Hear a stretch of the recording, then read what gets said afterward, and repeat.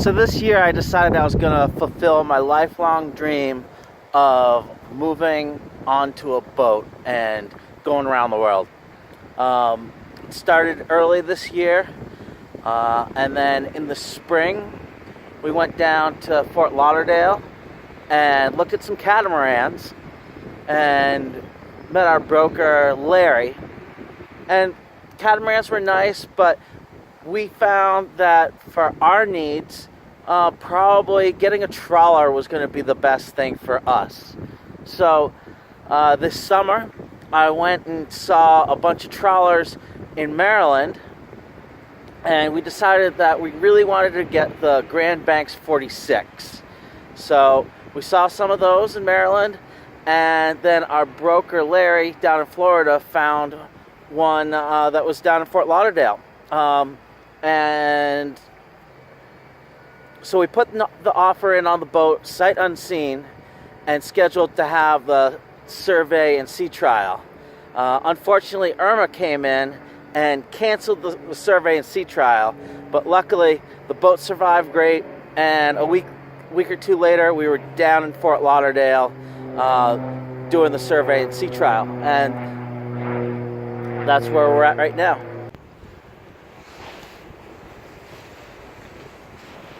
Do you want to put it in the back? Huh? You want to put your bag in the back? Yeah. We can put it in the back seat with us. Might as well. Hello.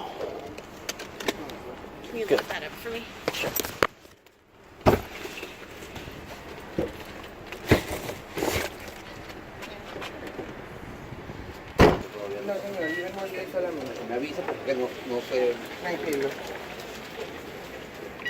Thank you.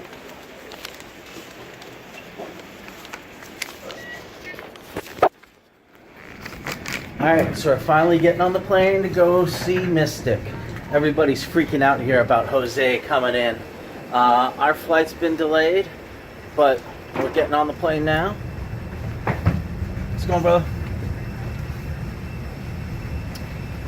And with any luck, a few hours, we'll be in. So there's like a dead snake or mouse or rat or I don't know, there's something that stinks on the plane. So they don't know if we're gonna have to get off the plane or if they can fumigate it, or I don't know what's gonna happen. But hopefully we still make it to Fort Lauderdale tonight. I have a feeling we're not Chris going here in. is going to tell you what you want to know, and you can just follow his directions. Is he going to tell us what we want to hear? All right, ladies, and what we're going to do right now, we are going to deplane you. Please stay in your seats. We have to do this orderly because some folks' bags are actually past their seats, and it's going to be chaos. So right now, what I'm going to do is I'm going to ask them, please, if you're in rows 1 through 5 only, 1 through 5 only, please stand. Collect your belongings on the overhead bin. If you head up. Alright, so we're getting off the plane. I don't think we're getting on another plane tonight. I don't think it's going to happen, baby. In the closet.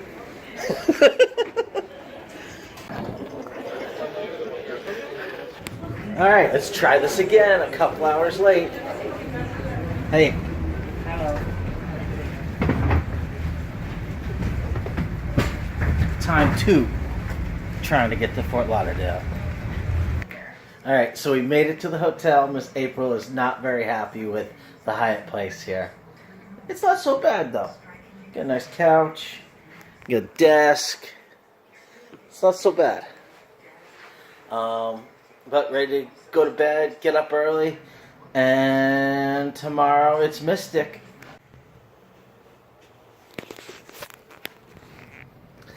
Alright, it's 6:30 in the morning. Getting ready for the survey for Mystic. I want to send prayers and love to Tori and John in Puerto Rico. Scallywag, scallywag, scallywag. Come in, scallywag. Thinking about you guys. Hopefully you guys are safe and we can see you soon and we can have a drink. have a little breakfast. Miss April is getting the full-on subpar hotel breakfast experience.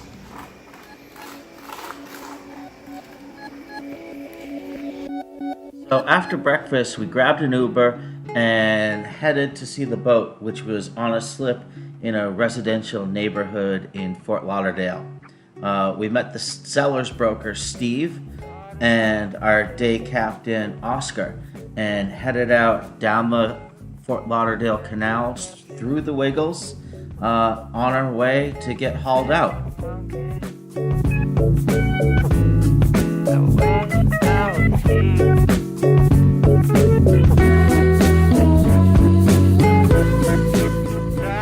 We got to the boatyard, and I used to work in a boatyard in 1985, and as you can see, these guys just smoke constantly, and it's really good to see that really nothing ever changes.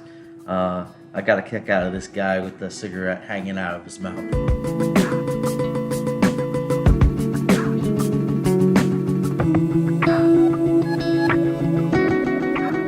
Our surveyor, Brian, who came very well recommended, and it turns out he was well worth the money, because when we first showed up, he gave me a whole packet of like 5 or 6 pieces of paper on the research that he had done on the boat, and he actually found that the hours on the engine did not line up to what he found out online, and it appears that the engine hour odometer had been replaced, and apparently the broker didn't know anything about that, but he called the seller and confirmed that yes, the odometers were replaced, and that actually this boat doesn't have 1,800 hours, that it has more like 5,000 hours.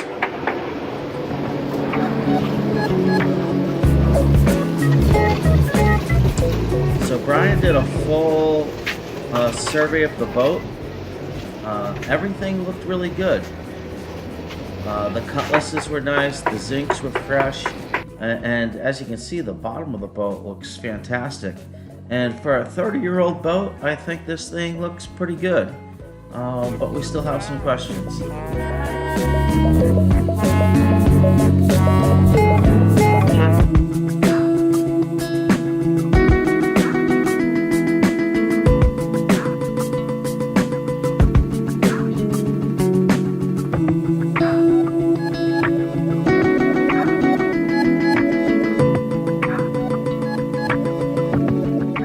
After the haul out, we headed out to do the sea trial. We got out and we found out that the synchronizers weren't working at all. The autopilot would engage for a second and then just cut right out. And the one thing that we really wanted to see was how well the stabilizers worked. And when we got out there, we started doing some S-turns, and it turns out the stabilizers really were malfunctioning. But the displays and the radar and everything up on top worked really well. The boat handles really nice, and we got the boat up to cruising speed, and a fast cruising speed of about 16 and a half knots.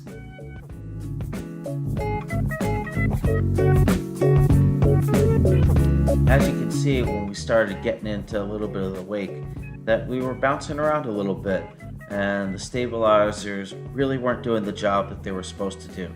So that's a little concerning for us.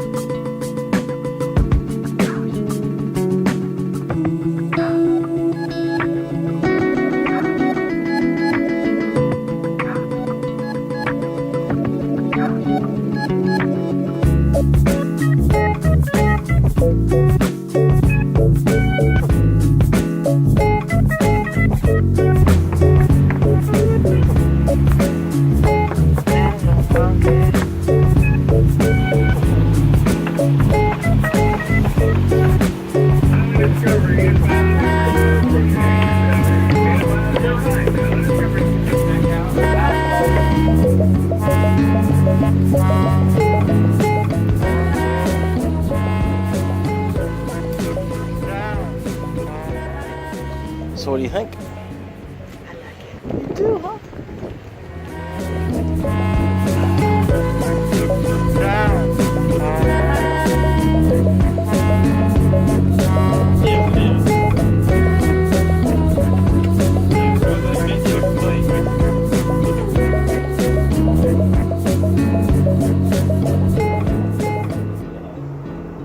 So after the sea trial, we went to Docker's restaurant and got a little bite to eat. They were still under a boil order there, so it was a little concerning eating under a boil order. But we have a couple questions with the boat. Hopefully we can get everything worked out, and we'll see what the next step is. So here we go.